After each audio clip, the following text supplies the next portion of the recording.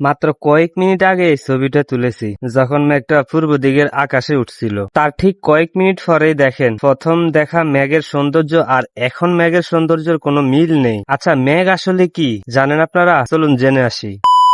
কখনো কি ভেবে দেখেছেন আকাশের এই সাদা কালো মেঘগুলো আসলে কি? মেঘ দেখতে তুলোর মতো নরম, কিন্তু এর ভেতরে লুকিয়ে আছে পানির অসংখ্য ক্ষুদ্র কণা। সূর্যের তাপে নদী, সমুদ্র, পুকুর আর মাটির পানি বাষ্প হয়ে আকাশের দিকে উঠে যায়। উপরে গিয়ে যখন সেই জলীয় বাষ্প ঠান্ডা হয়, তখন ছোট ছোট পানির কণা একসাথে জমতে থাকে, আর সেখান থেকেই তৈরি হয় মেঘ। কিন্তু প্রশ্ন হলো, মেঘ আকাশে থাকে কিভাবে? আসলে মেঘ কোনো তুলোর বল নয় যেটা আকাশে ঝুলে আছে। মেঘের ভেতরে পানির কণাগুলো এত ক্ষুদ্র যে তারা বাতাসের সঙ্গে বেশে থাকতে পারে, আর বাতাসের গতিপথ ও গতির সঙ্গে মেঘও এক জায়গা থেকে অন্য জায়গায় চলে যায়। তাই আমাদের চোখে মনে হয় মেঘ দৌড়াচ্ছে, কখনো ধীরে, কখনো খুব দ্রুত।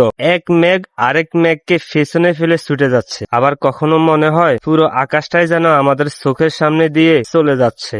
আসলে মেঘ নিজে দৌড়ায় না, দৌড়ায় বাতাস, আর বাতাসের সঙ্গেই মেঘের এই ছুটে চলা। মেঘের এই চলার পথেই তৈরি হয় আমাদের বৃষ্টি। কখনো সেই মেঘ কালো হয়ে আসে, আকাশ ঢেকে দেয়, তারপর হঠাৎ ঝুম বৃষ্টি নামে। আবার কখনো সাদা মেঘ শুধু নীল আকাশের সৌন্দর্য বাড়িয়ে দিয়ে চলে যায়। মজার বিষয় হলো, আমরা যখন আকাশের দিকে তাকিয়ে মেঘের দৌড় দেখি, তখন আসলে আমরা পৃথিবীর জল চক্রের একটি অংশকে নিজের চোখের সামনে দেখতে পাই। তাই পরের বার আকাশে মেঘ দেখলে শুধু তাকিয়ে থাকবেন না, একবার ভাববেন এই মেঘ হয়তো কোনো নদীর পানি হয়ে আকাশে উঠছিল, হয়তো কোনো সমুদ্র থেকে এসেছিল, আর হয়তো কিছুক্ষণ পরে সেই মেঘই বৃষ্টি হয়ে আপনার চারপাশের মাটিতে ফিরে আসবে। আকাশের এই মেঘগুলো শুধু সৌন্দর্য নয়, এগুলো প্রকৃতির চলমান এক গল্প।